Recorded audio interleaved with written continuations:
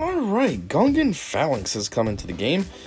He is the last Gungan that we're getting before we get Jar Jar, so that's kind of cool. We have all his pre-Reqs met now. I already did the developer's insights, which hopefully you check that out. And either way, if not, you're here for the kit reveal, so let's just get into that. Alright, ability number 1 is called Fierce Poke. I mean, you can kind of see the animation while it's small, but let's make it big anyways. Yeah, so he just runs up with the shield guarding him, and bink!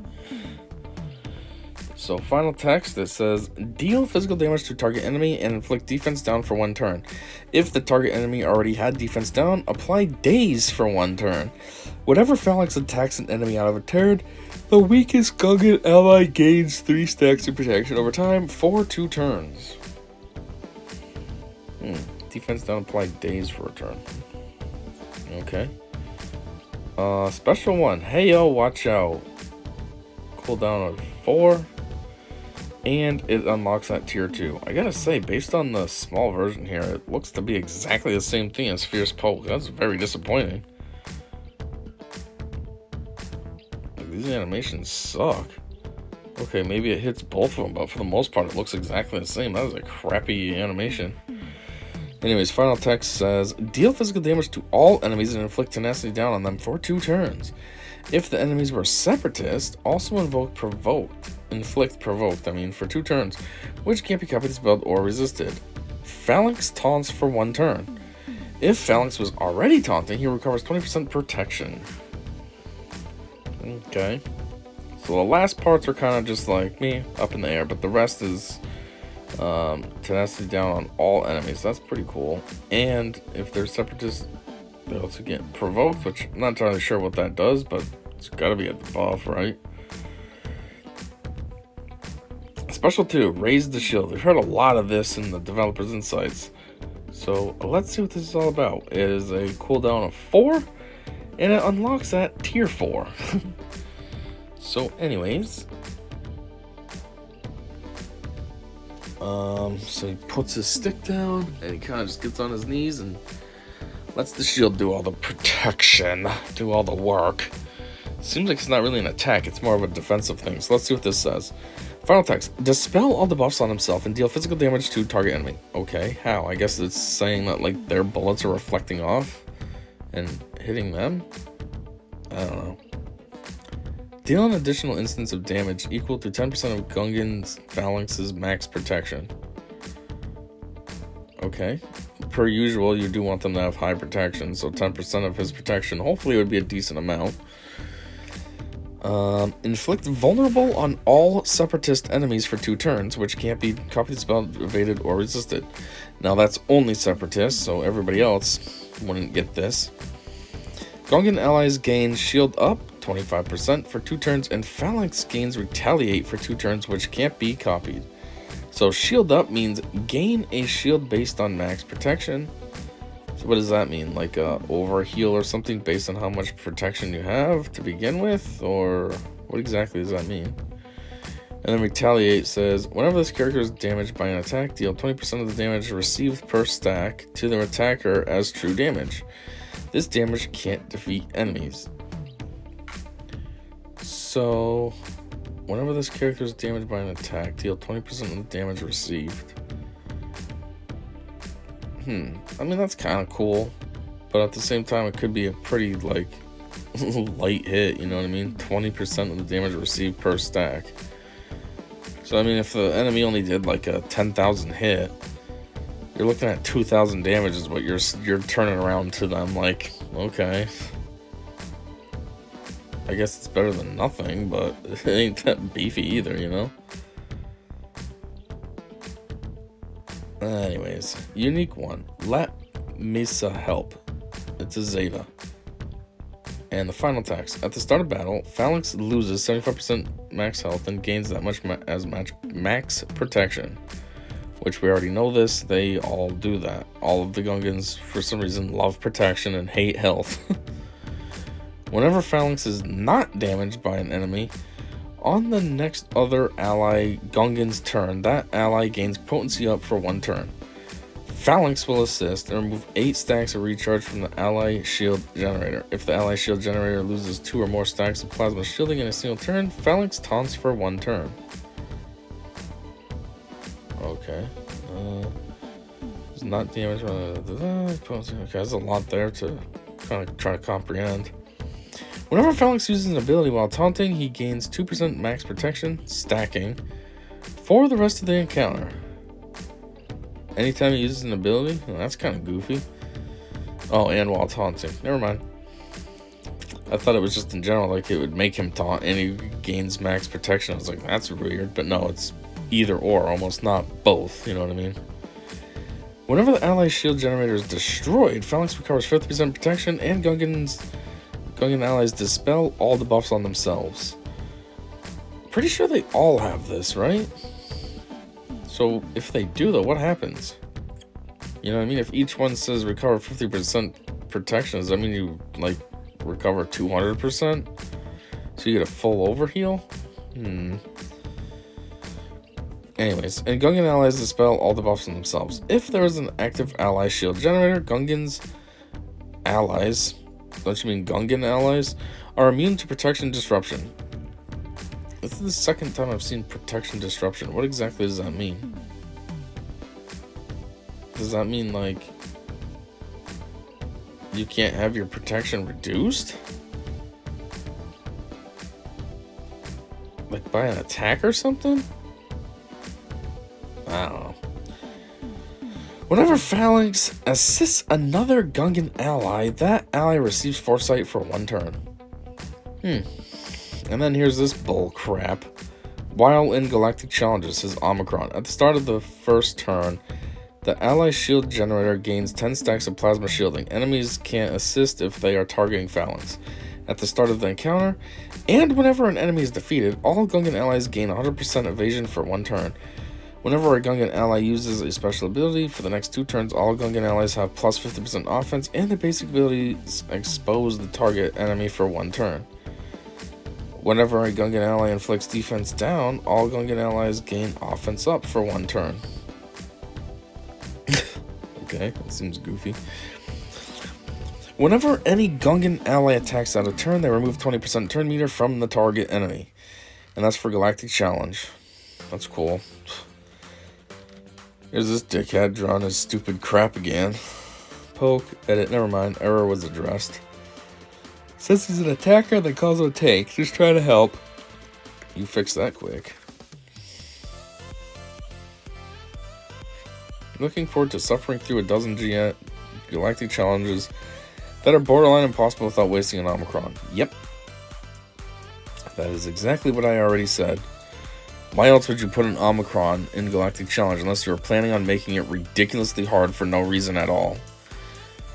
And obviously it's going to be a pain in the cock because it's going to be that you need to have Gungans, which means you're going to have to work on your Gungans, get them all beefed up, which I don't have them beefed up. They're the basic 3-star unlocks. So now when they're able to be farmable, it's like I'm going to have to start farming these stupid characters just so that I can do a Galactic Challenge. It's pretty dumb. This might be the first time I've commented on anything in the 8 years I've been playing the game. It's funny. This Omicron is the exact opposite of what we want. We don't want to waste precious premium currency to do the stupid feats. We want the stupid feats removed. If this Omicron was Sim GC, I'm all in.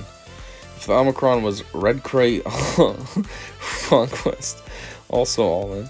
Helping with feats that may not even be active, 0 out of 10.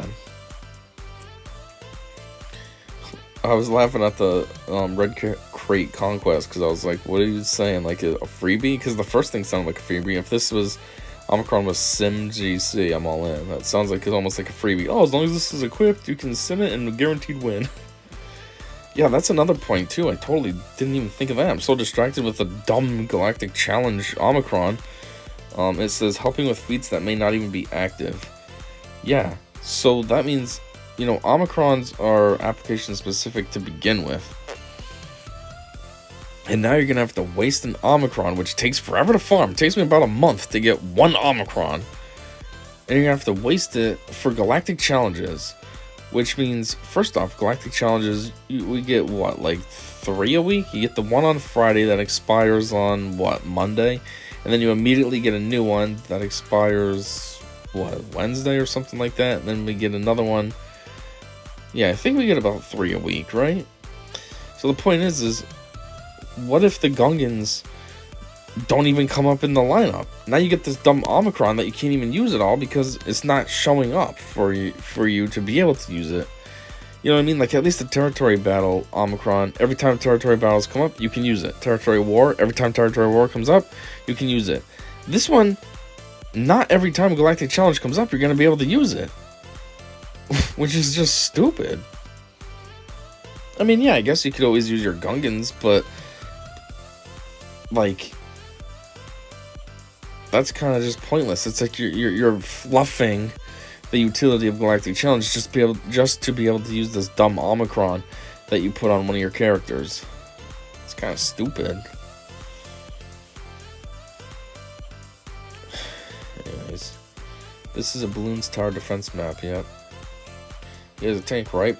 Because categories shows attacker. GC Omicron. What a joke. Yeah, I don't know what they were thinking, where they even got this from. They had that survey recently asking, I'm pretty sure it was about Conquest Omicrons, and, you know, I'm pretty sure people were against that, so they thought, oh, okay, I know what to do. People don't like Conquest, we'll put it on Galactic Challenge. No, that's even worse. At least the Conquest Omicron, you know, the rewards in Conquest are a lot more significant, and maybe that Omicron would help you be able to reach a little bit closer to like a red crate or something, potentially. Who knows? I mean, it could just make things harder. But, you know, so at least we're kind of open to that. I mean, Galactic Challenge, who the heck cares about an Omicron here? For a 3-day event that typically you can finish in 10 minutes? That's really dumb. I like that it's a GC Omni. Will probably be a good beginner Omni, as it almost guarantees getting 2 Omnis, but it doesn't sound strong enough to be necessary for a red crate. What? I mean, first, you're kind of dumb. You like this? No, it's stupid. But second off, what the F are you saying? It almost guarantees getting 2 Omnis? Are you saying this is like 2 Omicrons in 1, or what? But it doesn't sound strong enough to be necessary for a red crate. Okay. Oh, nice. An Omicron that will never be worth applying. Great. Thanks for giving us a character that doesn't have an Omicron, so we can save our mats for better tunes.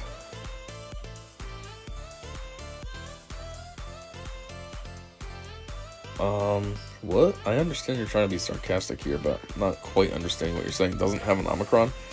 This a-hole does have an Omicron. And then there's the other one, too. Who was it?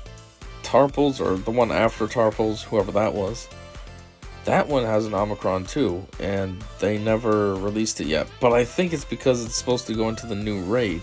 So until the new raid is launched, they're not going to give the details of that Omicron because, I mean, basically those details would mean nothing right now.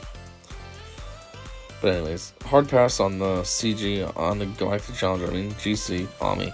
Actually worse than a Conquest Omicron. Truly impressive. I just said that, kind of.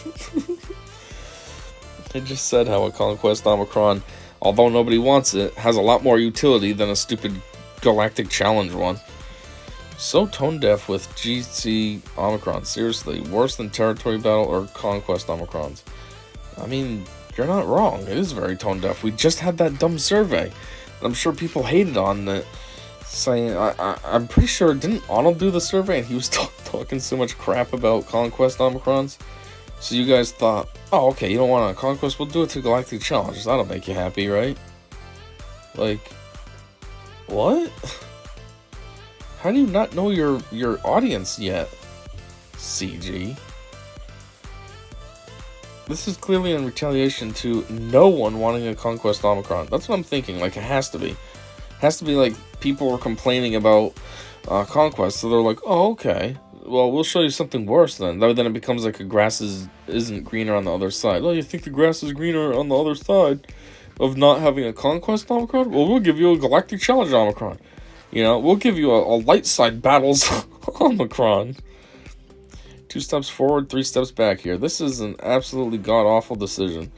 I'll be surprised if over 100 people put it on, and that will be the Krakens who have everything on everyone. What a stupid idea. Yeah, that's true. It will be the Krakens that have everything, so they have nothing else to use it on. They're like, well, guess we'll just max this out. Galactic Challenge Omicron, you have got to be kidding me. It's April 9th now, guys. April Fool's is over. Imagine this actually was just a ridiculously late April Fool's. So, I'm guessing you all want the characters to have... What? So, I'm guessing you all want all characters to have must-have Omicrons to make the Omicron crunch even worse. What? I don't know what that means. I, for one, welcome niche Omicrons. Keep it up. Allows me to catch up on the older ones I still need to do. Some of you need to consider the alternatives before you post. The fact they have yet to decide the nomenclature for protection up and shield up is horrendous. Baffles me. Simply renamed it to health up, health shield up, and protection shield up. And then you can still have bonus health shield and bonus protection shield. 4 different mechanics, all distinguishable and also actually descriptive of what they are using for their intensity values.